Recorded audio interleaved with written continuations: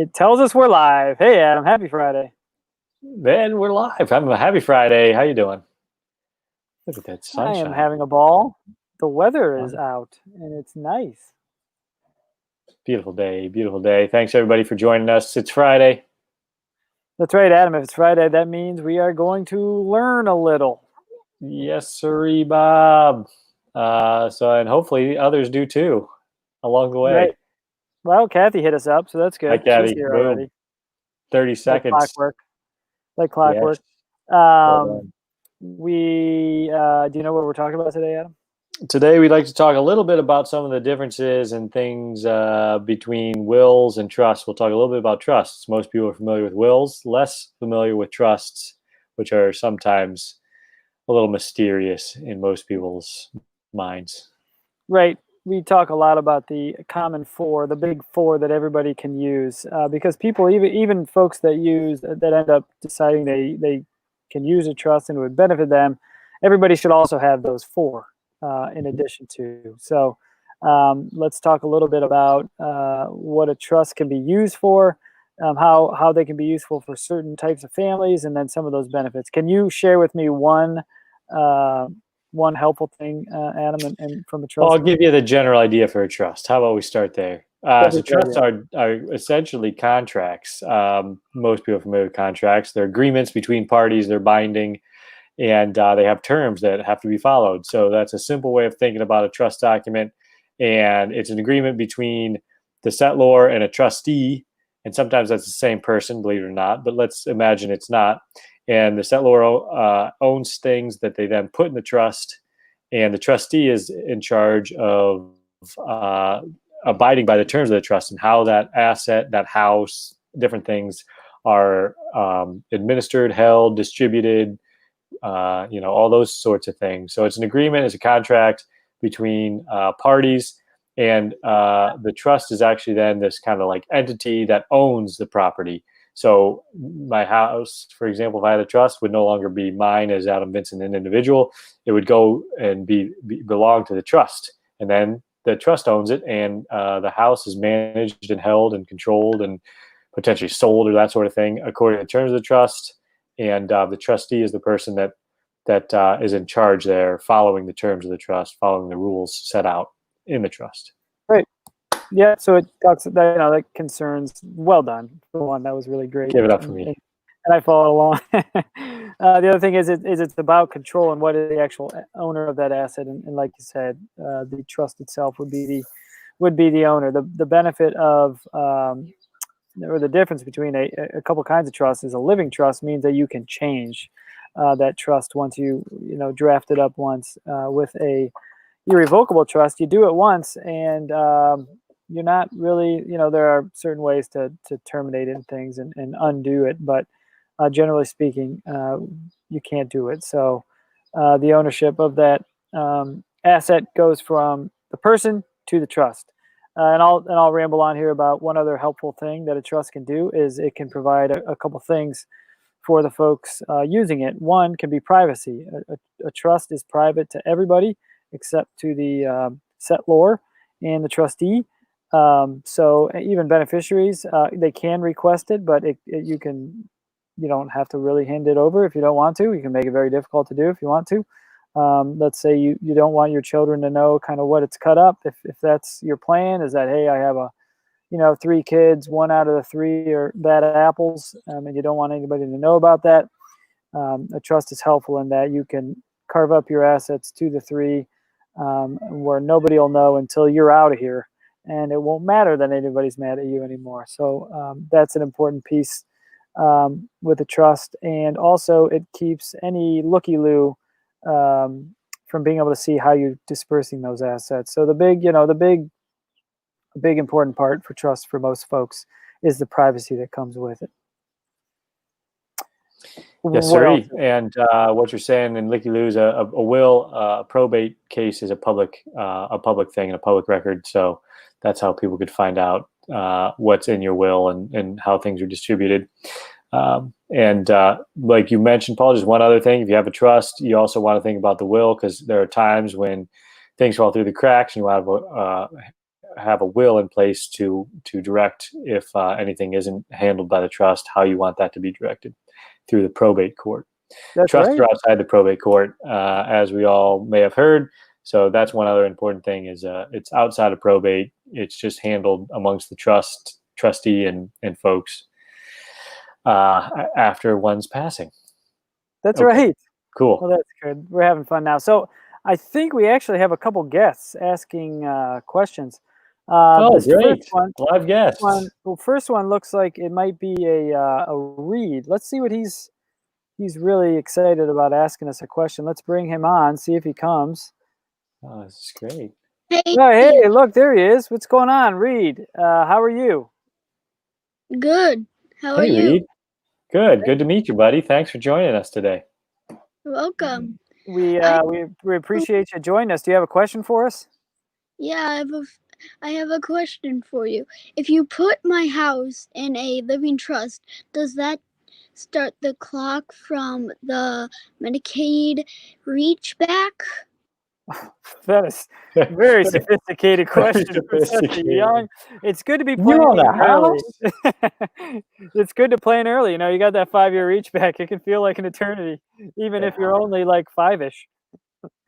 Hey, So, I'm not. yeah, I know. How old are you, Years sir? ago. About 8, almost About 8. 8. Sounds like you're 7 then. Yeah. Well, that's a really good question. So, so if we're talking a living trust, that will not start the clock on the Medicaid reach back. Since you can change the beneficiary, like you can move around what you want to do with the trust. You can move the assets inside and out of that living trust. Medicaid sees that you still have control over all those assets, so they're not going to count that period of time that it's in a living trust towards that 5-year reach back. What we help a lot of folks with is called a QPERT, a qualified personal residence trust.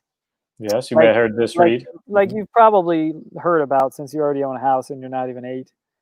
And that is a irrevocable trust, and it's to provide the start of that clock for the Medicaid reach back. It allows you to live in your house for the entire time that you're living. For you, your extra 99 years that you got to go. But like for a living trust, it does not start the Medicaid reach back. So you got to do something else with that. Do you have anything else to add, Adam? Just to summarize, just the key points there are Paul mentioned earlier and just now: irrevocable and revocable. So one cannot be revoked, one can be revoked, meaning you can unwind it, revoking it. If you have that control to be able to unwind a trust, then it does not start that clock. You still have control over it. Whereas if you put in an irrevocable trust, you're limited on your control, and that can potentially start the Medicaid reach back. So thanks a lot, Reed, for your question. Reed, thank you very much. Yeah, and we hope you learned a little, and we hope whoever your parents are that you're being very nice to them. Awesome. And the crowd goes wild. I hope that too. All right, Reed. Thanks. We'll talk later. Okay. Bye. And we have one more question coming. This Greg didn't. Yeah, we'll answer him. He can hang around forever. He's not. Thanks. Yeah, Greg, we'll answer your question. It's another looking. Oh, there he is. It looks like his name is Lincoln. How are you doing, young man? I'm good. I have a question. Oh, well, good. Are assets protected with a living trust? That is a really good question. Thanks, Lincoln. His question is, are my assets protected with a living trust? Adam, do you know if his assets are protected with a living trust?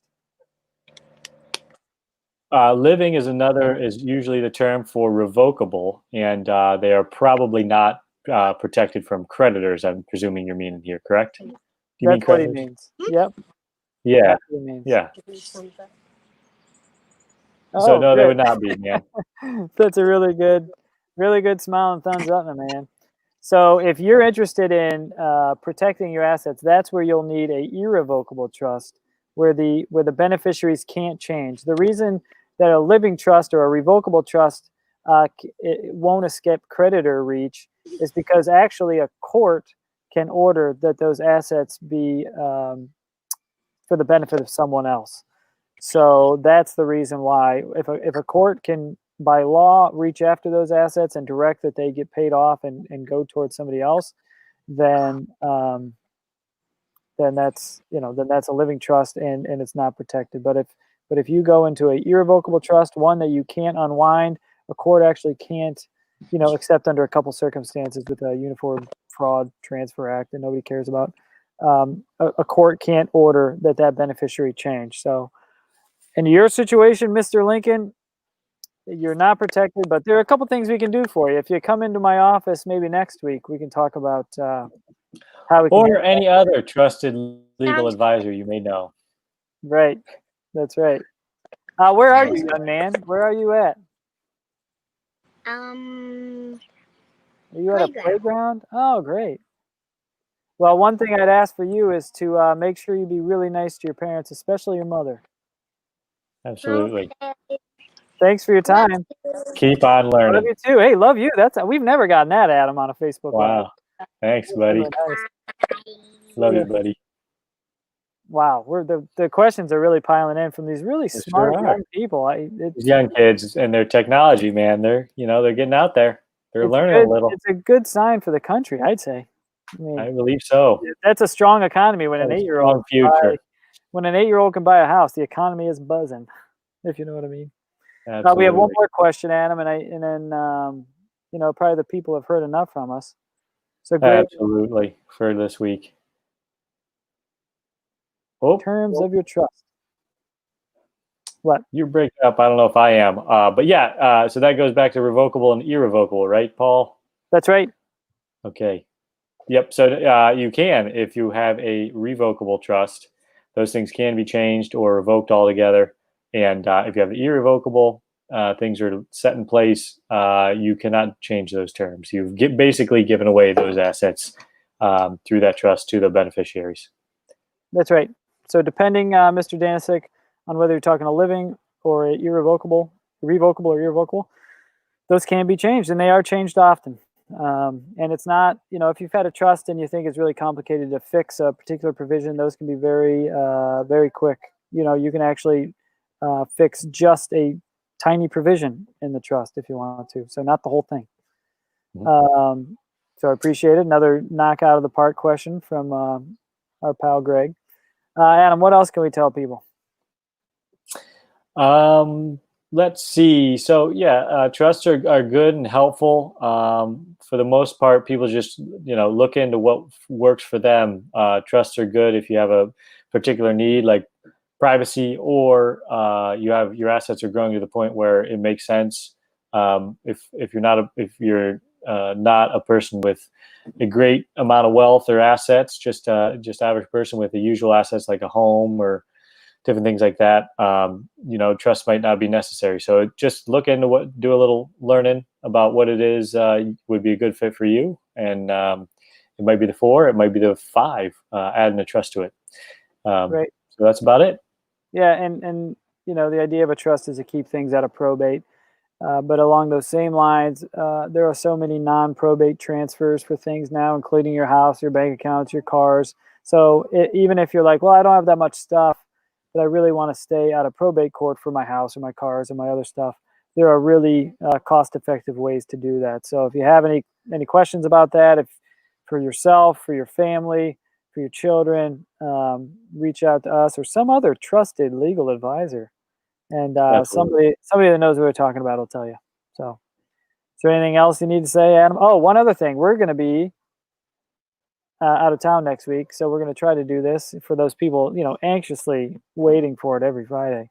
We're actually going to be talking about another McDonald's. Yeah, that's right. We might be getting back to the old McDonald's pavilion. The old 71 north or southbound. One of our top littles. Right. Well, that's why we thought of this topic. We're going to be talking about the same stuff to a bunch of other successful folks and how it can help them and knowing where your stuff's going. So All right. That's All right, Thanks, buddy. folks. I hope you learned a little. Appreciate your time. Have a good weekend. Thanks a lot. Okay.